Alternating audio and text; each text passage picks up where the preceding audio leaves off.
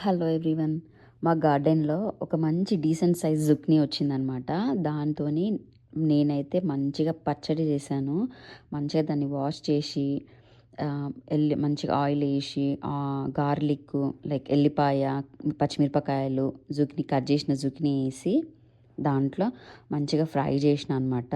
మీకు కావాల్సొస్తే కొంచెం ఎక్కువ మిరపకాయలు వేసుకోవచ్చు. మీకు బాగా కారం, స్పైసీ ఇష్టమైతే. కొత్తిమీర, సాల్ట్ వేసి మంచిగా ఫ్రై చేసి దాంట్లోనే కొంచెము ఒక 2 స్మాల్ సైజ్ చిన్న సైజు టమాటోస్ కూడా వేసి మంచిగా ఫ్రై చేసినాను. కొంచెం వాటర్ అంతా పోయేదాకా మిక్స్ చేసి కొంచెం నా దగ్గర కొన్ని పల్లీలు ఫ్రై చేసి పెట్టుకునేవి ఉంటే దాన్ని కూడా దాంట్లో వేసి కొంచెం చింతపండు వేసేసి మిక్సీ చేసిన అనమాట.